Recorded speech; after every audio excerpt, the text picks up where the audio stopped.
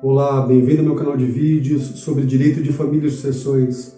Você sabia que a legislação brasileira protege a gestante, estabelecendo que a mulher grávida tenha direito à pensão alimentícia durante a gestação, justamente para que ela tenha condições de ter uma gestação saudável?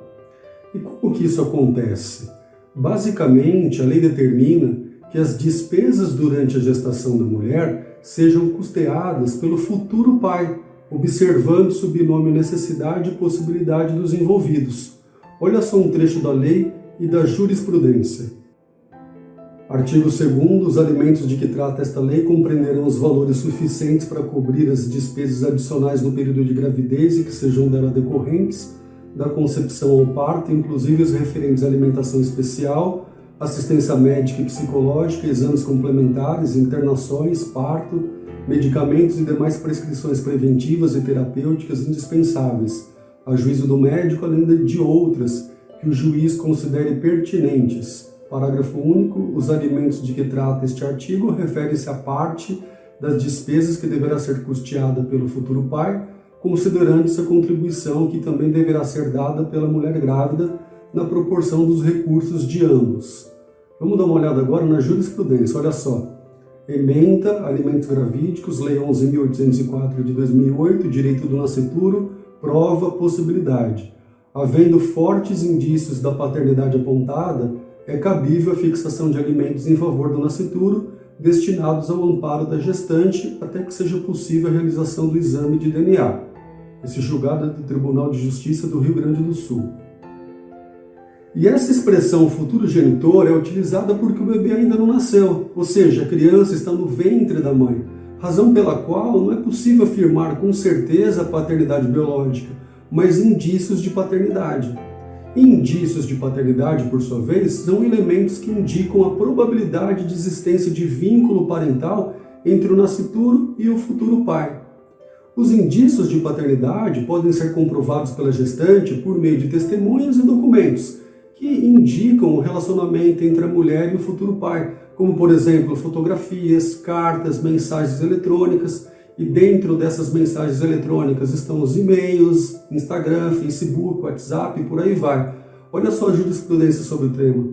Olha só essa jurisprudência de Minas Gerais. A fixação dos alimentos gravídicos deve ser feita de forma prudente mediante apresentação de prova idônea da existência de relacionamento afetivo que permita formular juízo de valor sobre o nexo de correção temporal lógica entre este e o estado de gravidez, hipótese na qual a autora apresentou fotografias e diversas mensagens eletrônicas que traduzem ser verossímil a alegação de que o réu é passível ser o pai biológico do nascituro.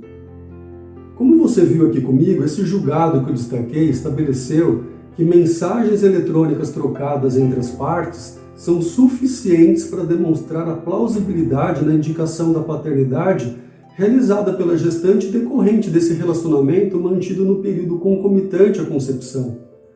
Além disso, é possível também extrair no julgado que esse pressuposto ele deve ser examinado em sede de cognição sumária sem muito rigorismo, tendo em vista essa evidente dificuldade na comprovação do alegado vínculo de parentesco já no momento do ajuizamento dessa ação, sob pena de não se atender à finalidade da lei, que é proporcionar ao nascituro seu sadio desenvolvimento, até porque a tentativa de impedir o dano em razão da demora na prestação da assistência à gestante deve sempre prevalecer sobre a escolha do eventual prejuízo que será suportado por esse suposto genitor na hipótese de negativa de paternidade sustentada por ele na defesa.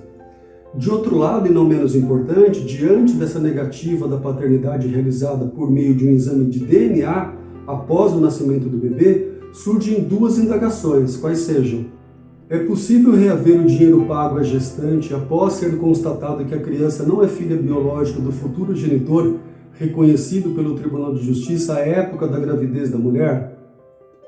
É possível requerer uma indenização contra a mulher que expôs a vida de uma pessoa, aqui no caso intimidade, vida privada, honra, imagem, ofendendo tanto sua reputação perante terceiros como também sua psique, diante da alegação de futura paternidade que restou comprovada como falsa? Esse assunto é polêmico, mas existe uma tendência dos tribunais direcionarem esse tema ao ilícito civil previsto no Código Civil, de modo que existe sim essa possibilidade do suposto genitor ter reparado os danos experimentados, seja de ordem moral e até mesmo material, diante dessa constatação de que ele não é o pai biológico da criança. Olha só a jurisprudência sobre o tema. Olha só essa jurisprudência de São Paulo: alimentos, repetição de indébito, indução em erro, inexistência de filiação declarada em sentença, enriquecimento sem causa do menor inocorrente, pretensão que deve ser deduzida contra a mãe ou contra o pai biológico responsáveis pela manutenção do alimentário. Restituição por este não é devida. Aquele que fornece alimentos pensando erradamente que os devia pode exigir a restituição do seu valor do terceiro que realmente devia fornecê-los.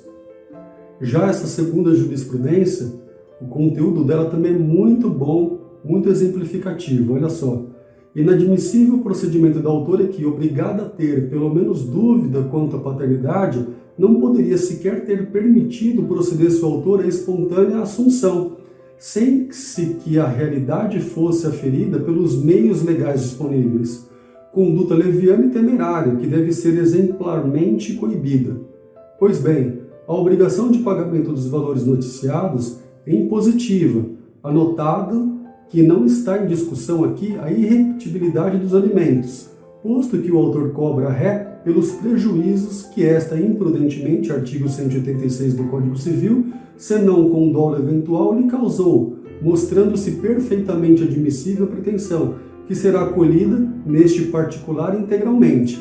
Prosseguindo, quanto ao pedido de indenização por danos morais, igualmente merece acolhida. Com efeito, não há dúvidas a respeito da amargura gerada pelo incomensurável sentimento de engano quanto à atribuição da paternidade de uma criança, dispensando-se comprovação à circunstância, seja pela frustração em relação à própria ascendência, seja pelo constrangimento a que exposto o indivíduo perante a sociedade, seja pela sujeição a obrigações que não lhe competiam, tal qual a de prestar alimentos.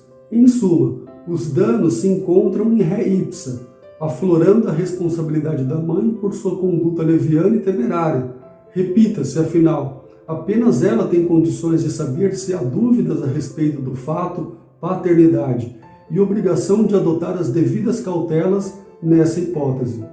Valor nenhum tem aptidão para reparar o mal sofrido. Todavia, deve ser estipulada uma indenização em dinheiro e a parte dará a destinação que entenda adequada a amenizar o sofrimento. Este valor deve levar em conta a gravidade dos danos, as possibilidades do ofensor e o seu grau de culpa, observando-se o caráter punitivo e pedagógico, inclusive bem como as condições financeiras do ofendido. É isso. Espero que você tenha gostado. Curta, comente, compartilhe e até a próxima.